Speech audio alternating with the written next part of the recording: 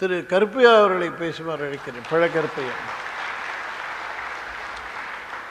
அவர் தமிழ் நண்பர், தமிழ் பிரியர். எந்த அளவுக்குன்னா,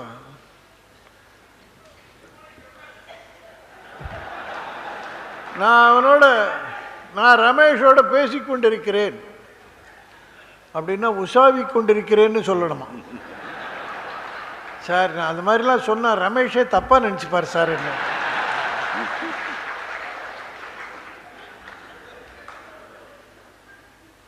புதை மிதியடி போட்டு கொண்டு வருகிறான் அப்படின்னா ஷூ போட்டுட்டு வரான்னு அர்த்தம்.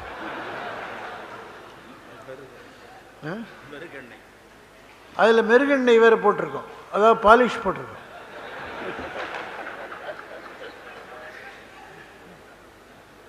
இதில் அவருடைய என்ன, அவருடைய ஃபோக்கஸ், மன்னிக்கணும், குவி மையம், அவருடைய குவி மையம் அது தமிழில் இருக்கு. என்னுடைய பர்செப்ஷன் வேறு, இது என்னுடைய காட்சி அளவை வேறு.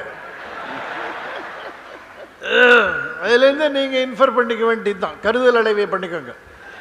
இந்த மாதிரி சார் நான் தமிழ் பத்திரிகை நடத்துகிறேன், தமிழில் எழுதுங்க சார், எல்லாருக்கும் புரியணும் அப்படின்னு கேட்டுக்கிறேன் அவரை. நான் அவருக்கு இப்போ திடீர்னு வந்ததில்லை. ஜனதா பார்ட்டியில் இருக்கும்போது அப்போலேருந்து ஃப்ரெண்டு, ஜனதா தான் அந்த பீரியட்லாம், அதுக்கு முன்னால் ஸ்தாபன காங்கிரஸ். அப்போ சனதான்வர், தப்பி தவறி கூட ஜனதான்னு சொல்ல மாட்டேன் சார், அது சனதா இல்லை சார், ஜனதா சார்னு கெஞ்சினாலும் கேட்க மாட்டேன். அந்த அளவுக்கு தமிழ் மீது ஒரு பற்று உடையவர். மகாத்மா காந்தியை மிகப்பெரிய தலைவராகவும் தேசப்பிதாவாகவும் போற்றுவது மட்டுமன்றி அவர் வகுத்த பாதையிலேயே செல்ல வேண்டும் என்ற எண்ணம் உடையவர்.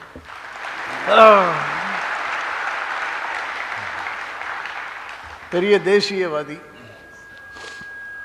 அவர் பேச்சு நான் கேட்டிருக்கேன். அவர் எழுத்தை நீங்கள்லாம் துக்ளக்கில் படிச்சுட்டு இருப்பீங்கன்னு நினைக்கிறேன். நிறைய பேர் என்னமா எழுதுறாரு தமிழ், சும்மா பேச்சுக்கு ஏதோ சொன்ன வழி தமிழ் ஸ்டைல் என்னமா இருக்குல்ல வருது.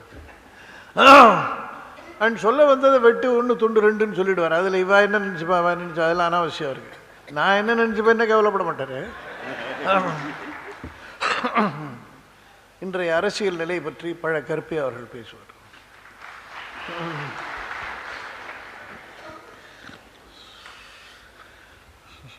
பெரும் மதிப்புக்குரிய சோ அவர்களே, குழுமி இருக்கின்ற அறிவார்ந்த சான்றோர் பெருமக்களே, இந்த இனிய மாலை வேளையில் சோ அவர்கள் காரணமாக இந்த நல்லறிவுடைய அவையை சந்திக்கவும் உங்களோடு சில கருத்துக்களை பரிமாறிக்கொள்ளவும் வாய்ப்பு கிடைத்தது குறித்து நான் பெருமகிழ்ச்சி அடைகின்றேன். ஒரு 40 ஆண்டுகளுக்கு முன்னால் இருந்து எனக்கு சோ அவர்களை தெரியும். அப்பொழுது நான் சிறு பையனாக காங்கிரஸ் கட்சியில் இருந்த காலம்.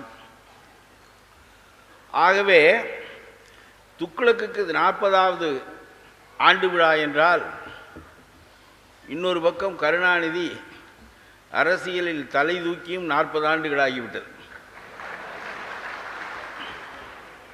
கருணாநிதியினுடைய எழுச்சியும் சோவினுடைய எதிரெழுச்சியும் ஒரே நேர்கோட்டில் நிகழ்பவை.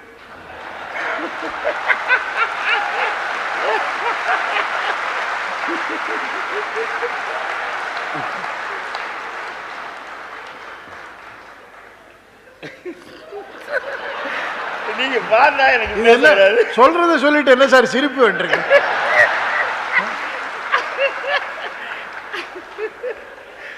அதான் ஒரே ஒரு அட்வான்டேஜ், இதுல என்ன அட்டாக் பண்றாரா பிரைஸ் பண்றாரான்னு உங்களுக்கும் புரியாது, எனக்கும் புரியாது. விட்டு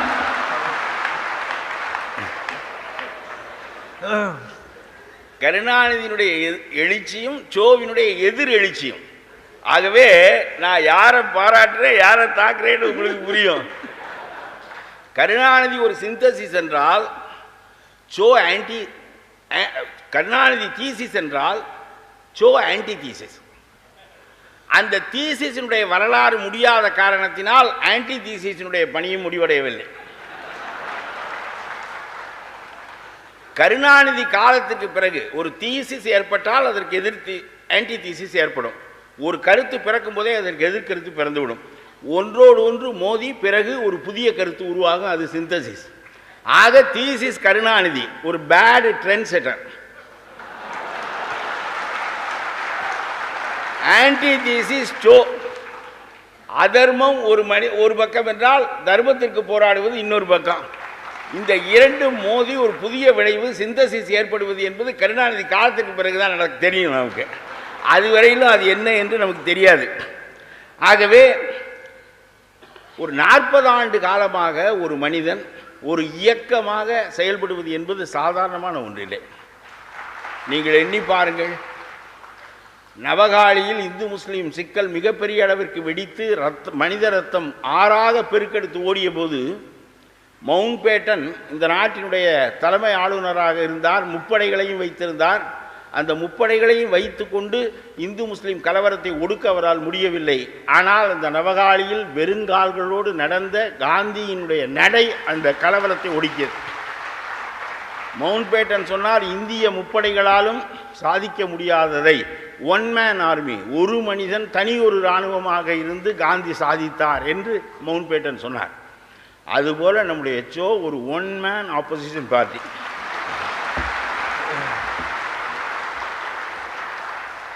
அவர் என்னை எவ்வளவு நக்கல் பண்ணார், நான் எவ்வளவு பெருமையாக அவர் சொல்றேன் பாருங்க.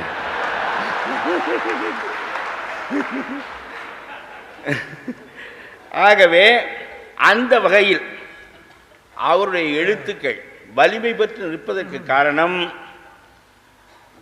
தீமை அதிகமாக அதிகமாக அதை எதிர்த்து நிற்பவருடைய செல்வாக்கு கூடுதலாக. அதுதான் சோவினுடைய செல்வாக்கு.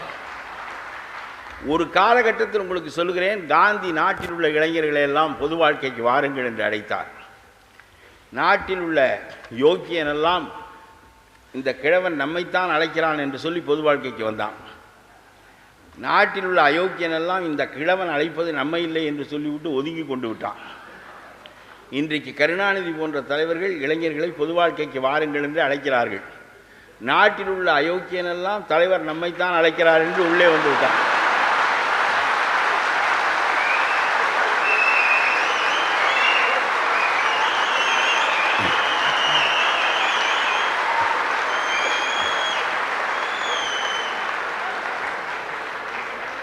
நாட்டில் உள்ள யோக்கியனெல்லாம் இந்த அழைப்பு நமக்கில்லை என்று ஒதுங்கி கொண்டு விட்டான்.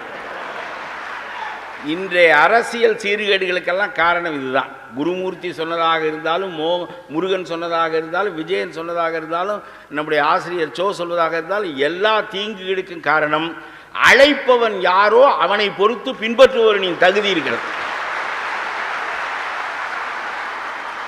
காந்தி அழைத்த போது தேவர் சமூகத்திலிருந்து முத்துராமலிங்க தேவர் வந்தார். நாடார் சமூகத்திலிருந்து காமராஜர் வந்தார். பிராமண சமூகத்திலிருந்து ராஜாஜி வந்தார். தாழ்த்தப்பட்ட சமூகத்திலிருந்து கக்கன் வந்தார். ரெட்டியார் சமூகத்திலிருந்து ஓபி ராமசாமி ரெட்டியார் வந்தார். ராஜுக்கள் சமூகத்திலிருந்து குமாரசாமி ராஜா வந்தார். இப்படி காந்தி அழைத்த போது ஒவ்வொரு சமூகமும் தன்னிடம் இருக்கின்ற மிக உத்தமமான மிகச்சிறந்த மனிதர்களை பொது வாழ்க்கைக்கு அழைத்தது.